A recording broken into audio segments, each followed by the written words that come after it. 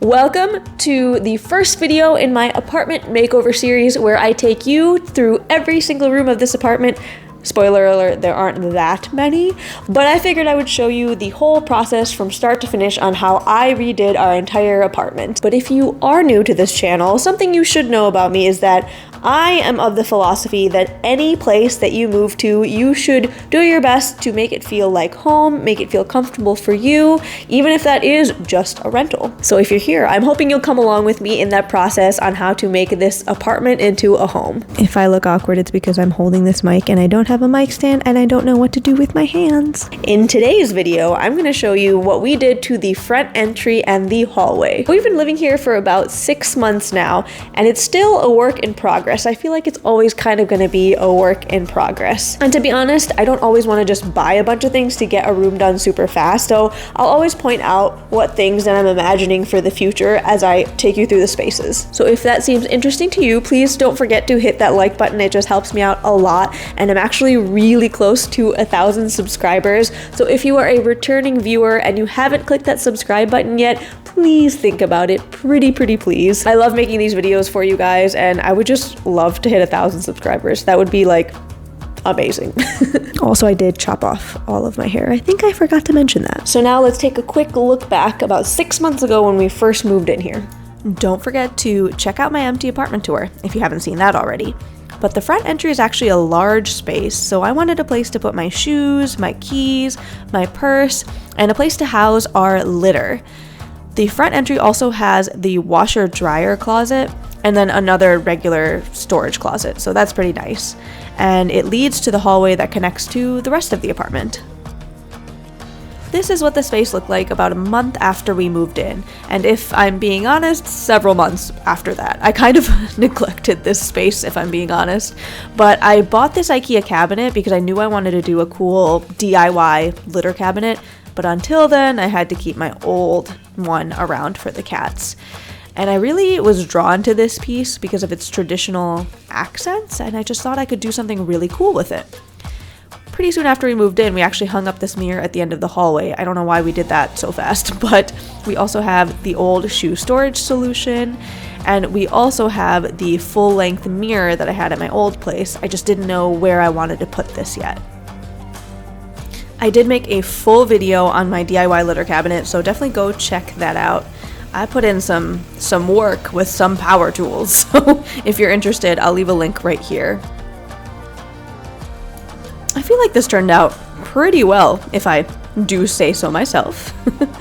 But the kittens have no problem using it, so I think it worked out really well. So now it was time for some cleaning and some rearranging. I always find it helps my mental health to start off a space with a good deep cleaning, especially when you first move in. Like, I'm talking wiping the baseboards, any wall smudges, sweeping, vacuuming, mopping, wiping door handles. Like, I'm talking about the stuff that you always forget to do in your regular weekly cleanings.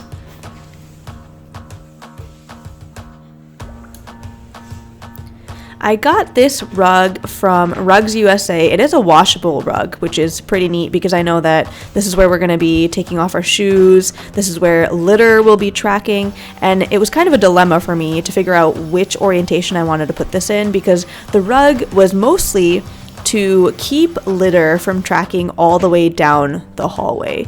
So then I was like, oh wait, I still have this outdoor rug I haven't used. Maybe I can put it down to take up more space in the hallway, again, to avoid litter tracking down the hallway. And then maybe I can put my washable rug on top. Maybe that'll look cool. You know how people have been kind of doing that double rug layered thing? Yeah, it did not work out for me. This did not look good. Oh man. It really did not. So I quickly got rid of the bottom rug, just kept the smaller rug on top. And here I am just rearranging things again. Probably rearranged in here like 10 times. I like to use as many of my old things as possible, but this shoe storage unit was just not looking good. So I ended up putting actually all of those shoes in the bottom drawer of the litter cabinet. So that worked out really well. So now I'm taking you down the hallway to show you how I decided to utilize my old IKEA floating shelves. If you've seen my last Detroit apartment tour, you'll know that I used the IKEA floating shelves as an open shoe storage solution in my bedroom. Well, honestly, I grew to hate it very quickly in my bedroom. It was a lot of clutter because all of the shoes were like out and on display, and it almost looked like a focal point in that old bedroom when it wasn't really supposed to be. So anyway, during the move, again, I'll leave a playlist to my moving series up here.